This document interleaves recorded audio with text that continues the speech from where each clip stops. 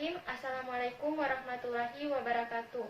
Perkenalkan, nama saya Isti Julia Amanda Paudi dengan NIM 201FI03065. Di sini saya akan melakukan pemeriksaan fisik muskuloskeletal. Dalam pemeriksaan fisik muskuloskeletal ada beberapa hal yang harus kita lakukan. Yang pertama, yaitu kita melakukan pengkajian secara umum pada pasien yang mengalami kelainan muskuloskeletal ataupun yang tidak mengalami kelainan.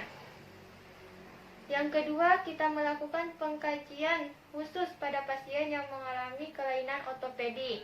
Yang ketiga, kita melakukan pengkajian sistem muskuloskeletal berdasarkan regional muskuloskeletal. Dan yang terakhir, kita melakukan pengkajian berdasarkan rentang gerak, yaitu berdasarkan room secara aktif maupun secara pasif. Yang pertama kali kita harus melakukan pengkajian atau anamnesa pada pasien yang mengalami kelainan ortopedi ataupun sistem muskuloskeletal. Ada 3 keluhan utama pada pasien yang mengalami keluhan ataupun kelainan ortopedi. Yang pertama yaitu kelainan nyeri ataupun deskripsi nyeri. Dalam melakukan pengkajian nyeri, kita bisa melakukan pengkajian PQRST. Kita bisa mengkaji di mana nyerinya, kapan terjadinya, dan durasinya seperti apa. Yang kedua, kita bisa mengkaji keluhan terkait dengan beban bentuk ataupun deformitas. Kelainan bentuk atau perubahan bentuk ini bisa terjadi karena adanya tumor atau trauma. Yang ketiga, kita bisa mengkaji adanya diskusi dari otot-otot ataupun tulang pada pasien itu. Kelainan diskusi ini apakah karena ada kelainan atau karena bawaan atau karena ada suatu penyakit seperti tumor. Pengkajian selanjutnya dalam anamnesa ini selain keluhan utama, kita melihat riwayat penyakit dan riwayat keluarga dari pasien. Ya baik, pengkajian selanjutnya yang harus kita lakukan adalah pengkajian fisik muskuloskeletal ataupun bagaimana cara kita berjalan. Kita bisa lihat dulu penampilan umum dari pasien itu. Ketika dia datang, kita lihat cara berjalannya, apakah dia tegak lurus atau ada kelainan cara berjalannya. Misalnya, pasien itu bahunya turun sebelah, atau lututnya naik, atau pelvisnya turun. Ya, nah itu yang harus kita lihat. Cara berjalan yang kita lihat ada 3 hal. Yang pertama ada antalgic gait, yang kedua ada stepped gait, dan yang ketiga ada Trendelenburg gait. Ya baik, selanjutnya kita akan melakukan pemeriksaan tonus otot atau kekuatan otot, yang dilanjutkan nanti dengan pemeriksaan atrofi otot. Nah, tonus otot atau kekuatan otot ini kita lakukan dalam kondisi pasiennya sedang rileks. Bisa kita lakukan pada pasien yang sedang berbaring, bisa juga kita lakukan pada pasien yang sedang duduk. Kemudian ada beberapa indikasi untuk melakukan pemeriksaan tonus otot. Contohnya ketika pasien yang sudah tidak baring lama, kemudian ada pasien yang mengalami stroke atau kelumpuhan, sehingga pemeriksaan tonus otot penting untuk dilakukan. Saya akan mencoba mendemonstrasikan bagaimana cara melakukan pemeriksaan tonus otot. Yang pertama yaitu nilai tonus otot itu ada 5, 4, 3, 2, 1, dan 0. Untuk nilai 5, pasien itu bisa melawan gravitasi dan menahan tekanan. Bu, angkat tangannya. Tahan tangan saya ya, Bu. Ya, baik, sudah. Perawat memberikan tahanan, pasien bisa melawan, itu nilainya 5. Untuk nilai 4, angkat tangannya ya, Bu. Ya, baik. Tahan tangan saya ya, Bu. Tahan. Ya, baik. Di sini pasien tidak bisa melawan tangan kita, tapi pasien bisa melawan gravitasi, itu nilainya 4. Untuk nilai 3, angkat tangannya, Bu. Ya, tahan. Di sini pasiennya lemah dan langsung terjatuh, itu nilainya 3. Untuk nilai 2, angkat tangannya, Bu. Ya, baik. Di sini pasien tidak mampu menggerakkan tangannya, tapi masih bisa menggesek atau gerakan sedikit tangannya, itu nilainya 2. Untuk nilai 1, Bu gerakan tangannya. Ya baik, di sini pasien tidak bisa menggerakkan tangannya, akan tetapi ketika kita raba ataupun kita lihat di sini pasien ada usaha untuk menggerakkannya. Ini nilainya 1. Nilai 0 tidak ada pergerakan sama sekali. Selanjutnya, jika kita mendapatkan nilai 1, 2, 1 atau 0, kita lanjutkan dengan pemeriksaan atrofi otot. Untuk pemeriksaan atrofi otot itu ada 2 cara. Yang pertama, kita melakukan kita cek dulu pakai otot yang ada di tangan kita. Kita pegang-pegang dulu. Kemudian kita lakukan fleksi.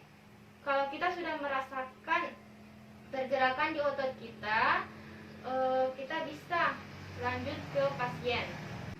Kita pegang tangan pasien, gerakan tangannya Bu ke atas. Ya, baik. Ketika kita bisa merasakan pergerakan otot di bagian dengan pasien, sama seperti dengan pergerakan otot di bagian dengan kita, maka pasien tersebut tidak mengalami atrofi otot. Akan tetapi, kalau pergerakan otot di lengan atas pasien tidak melakukan pergerakan sama seperti otot kita, maka pasien tersebut dicurigai mengalami atrofi otot. Baik, selanjutnya kita akan melakukan pemeriksaan sistem muskuloskeletal berdasarkan regional. Pertama kali kita akan melakukan pemeriksaan di bagian kepala dan leher pasien. Tetapi sebelum kita melakukan pemeriksaan, kita harus melakukan palpasi secara umum dulu dan melakukan inspeksi secara umum. Nah, untuk melakukan inspeksi di bagian kepala leher, kita lihat apakah pasien itu ketika dia datang, dia berjalan dengan baik. Kemudian kita lihat kepalanya, apakah bahu kiri dan bahu kanannya itu simetris, sama inspeksi dari bagian depan. Kemudian ketika kita sudah melihat, ternyata ini bahunya lebih turun sebelah. Nah, maka di sini kita curigai. Dilanjutkan dengan melakukan pemeriksaan palpasi pada bagian kepala dan leher. Cara melakukannya, penolong itu berada di belakang pasien. Posisi tangan seperti ini. Posisi tangan, dua jari berada di bahu pasien, 2 jari berada di leher dekat vena cava, dan 2 jari berada di belakang tulang spinal yang kemudian ditelusuri ke bawah. Mohon maaf ya Bu, kita telusuri apakah ada benjolan atau tidak sampai ke bagian bawah sertikalnya. Mohon maaf ya Bu, kita telusuri apakah ada benjolan atau tidak sampai ke bagian bawah sertikalnya.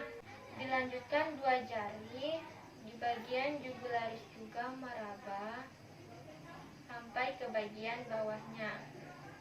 Kalau sudah ada, kita naikkan 2 jari yang di bagian bahu untuk meraba bagian depan sampai ke bagian tiroidnya, kita raba apakah ada benjolan atau tidak.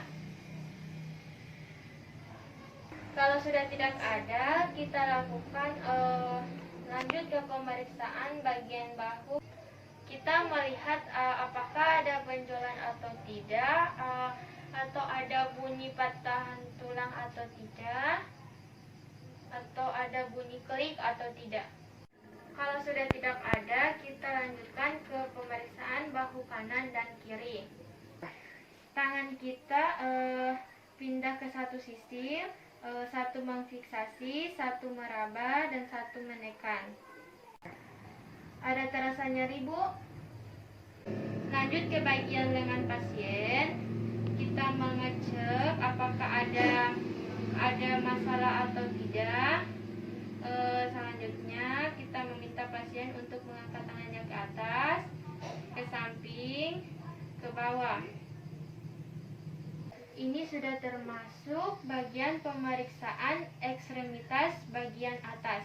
Selanjutnya, kalau kita sudah melakukan pemeriksaan palpasi, kita bisa menyuruh pasien untuk melakukan pergerakan leher. Pergerakan leher terdiri dari abduksi, aduksi, dan rotasi dalam maupun rotasi luar. Selanjutnya, kita akan melakukan pemeriksaan pada bagian siku pasien dan bagian lengan pasien. Untuk bagian siku yang pertama kali kita lihat dulu yaitu inspeksi. Maaf ya Bu, ya. Kita lihat apakah ada benjolan atau tidak. Kemudian kita akan melakukan perabahan pada bagian sikunya. Posisi tangan seperti ini menekan, ini meraba. Baik. Apakah ada benjolan atau tidak? Kemudian kita gerakkan, mohon maaf ya Bu, apakah ada benjolan atau tidak? Benjolan ya Bu, ya baik. Kita lakukan apakah pasien bisa melakukan pergerakan. Coba diangkat tangannya Bu. Ya baik. Di over ke belakang apakah bisa atau tidak? Ya. Pasien masih mampu. Selanjutnya, kalau sudah di bagian siku, kita pindah ke bagian lengan. Kita bisa melihat apakah ada benjolan di bagian pergelangan tangan. Kita lakukan pemeriksaan. Terus kalau sudah aman, lakukan pemeriksaan apakah ada benjolan atau tidak. Kalau sudah aman, kita menyuruh pasien untuk menggerakkan tangannya. Bu, menggerakkan tangannya ke kiri, ke kanan, ke bawah, ke atas. Ya, baik. Baik, selanjutnya kita melakukan pemeriksaan di bagian punggung. Di bagian punggung kita lihat dulu apakah pasien ini mengalami postur kiposis, lordosis, skoliosis, atau gibolus. Kalau pasien itu kiposis, maka dia akan cenderung ke depan. Kalau pasiennya lordosis, cenderung ke belakang. Kalau pasien skoliosis, maka kita bisa lihat bahunya itu turun satu. Kalau gibus, kita bisa lihat seperti ada pundu. Seperti kiposis, di bagian sini ada seperti pundu. Seperti pundu, kalau duduknya itu dia agak seperti mengekuk. Seperti menekuk. Untuk melakukan pemeriksaan ini, kita bisa melakukan perabahan hingga bagian abdomennya. Bagian ototnya nanti Bu bisa duduk tegak ya Bu. Bisa duduk tegak. Ya.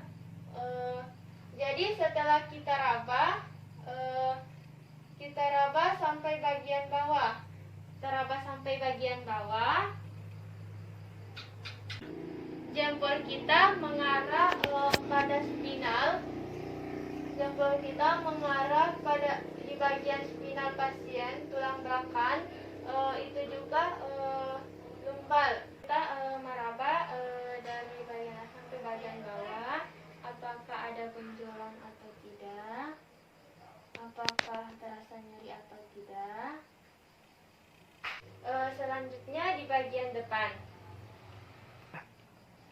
Kalau di bagian depan, sama pemeriksaannya dari bagian bahu.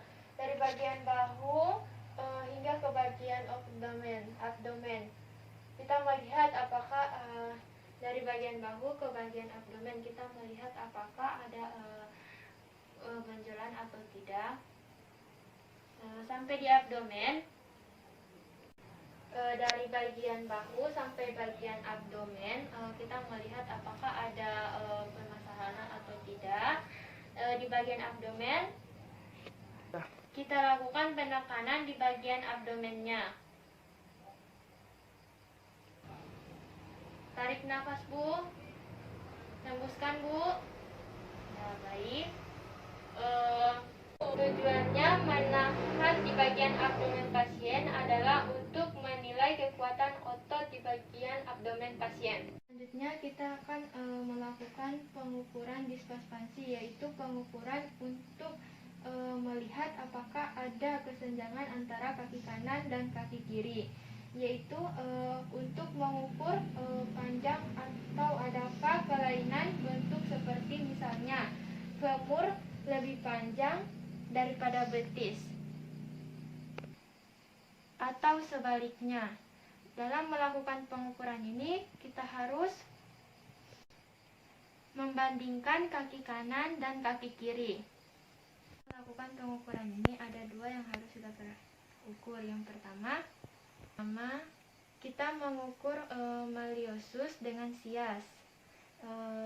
Selanjutnya malleosus dengan pusat. Kita ukur dari angka 0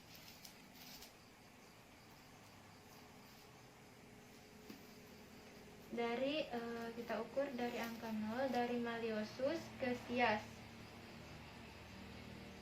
Itu 33 cm. Kita pindah ke sebelah.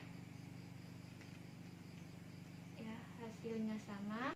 Nah, di sini kalau hasilnya sama, kita lanjutkan ke bagian pusat.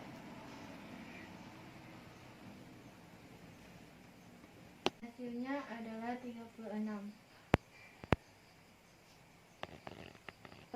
Bahwa didapatkannya nilainya sama. Lanjut di bagian sebelah, mendapatkan hasilnya sama. Selanjutnya kita akan melakukan pengkajian khusus pada pasien. Pengkajian pertama adalah pengkajian valens. Pengkajian ini penting untuk dilakukan untuk melihat pasien itu mengalami sindrom atau tidak. Sindrom yang dimaksud di sini seperti contohnya sindrom Turner-Carvalho. Cara melakukannya, kita meminta pasien meluruskan tangannya, kemudian dilipat tangannya. Setelah itu, kalau sudah dilipat, kita tarik. Setelah ditarik, kita tekuk bagian pergelangannya ke bawah selama 60 detik atau 1 menit. Kalau pasien ini mengalami kesemutan, berarti pasien tersebut dicurigai mengalami kelainan sindrom Turner-Carvalho, baik kesemutan sebelum 60 detik atau 1 menit atau kesemutan sebelum 60 detik. Kesemutan ini di bagian bukan di bagian siku, tetapi di bagian pergelangan tangan. Ini ada kesemutan di bagian struk di bagian pergelangan tangan. Selanjutnya pemeriksaan Tinels. Pemeriksaan ini dilakukan di bagian pergelangan. Di sini kita melakukan perkusi di bagian persendihan lengannya. Kita lihat posisinya pas di bagian lengan tangan. Tapi kalau kita bingung, bisa kita tekuk tangan kita. Nah, pas di bagian pergelangan tangan.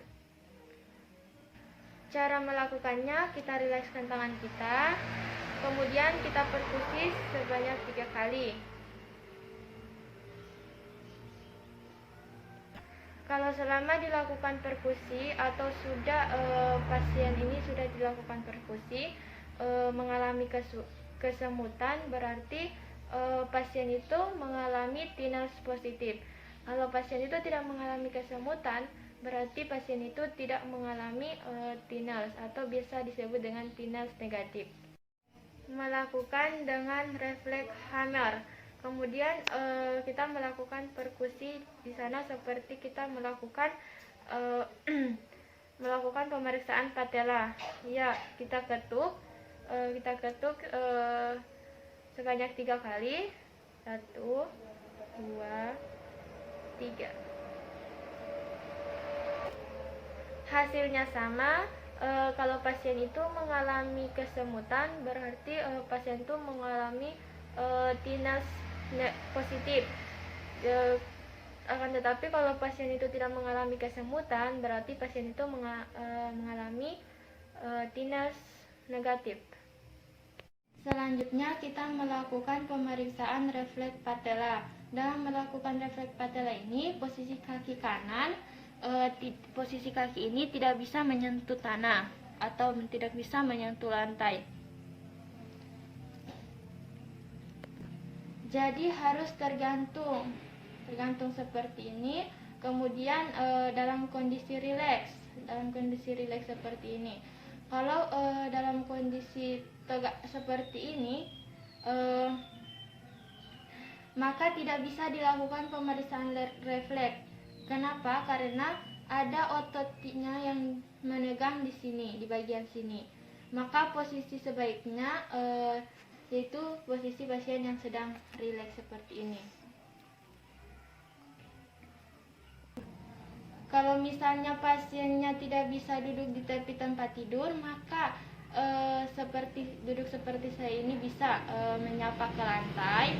Maka posisinya itu satu tangan itu menapa di bagian tenor seperti ini, membuat kaki kita menggantung seperti ini.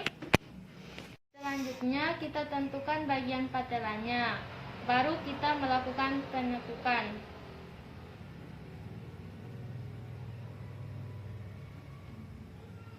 Selanjutnya pemeriksaan tanda balon atau tanda benjolan. Di sini kita bisa lihat di bagian lutut pasien. Kita lihat pergerakan dari patelanya. Kemudian kita lakukan fiksasi. Pertama, ini ada tanda benjolan. Benjolan itu kita fiksasi seputar patelanya saja. Kemudian kita gerakkan patelanya, kita raba, fiksasi satu, kita raba ada teraba cairan atau tidak. Kalau tidak ada, berarti tidak ada tanda benjolan. Kedua, lanjut dengan pemeriksaan tanda balon. Itu kita fiksasi tidak hanya di bagian patella. Kita rasakan adanya pergerakan cairan atau tidak. Kalau tidak ada di bagian patelanya, ada teraba cairan atau tidak. Ini disebut dengan pemeriksaan tanda balon. Indikasinya adalah mengapa dilakukan pemeriksaan ini, untuk melihat adanya pelumpukan cairan di bagian patella pasien, seperti pasien yang mengalami kelainan-kelainan atau bentuk-bentuk kelainan dalam peredaran darahnya.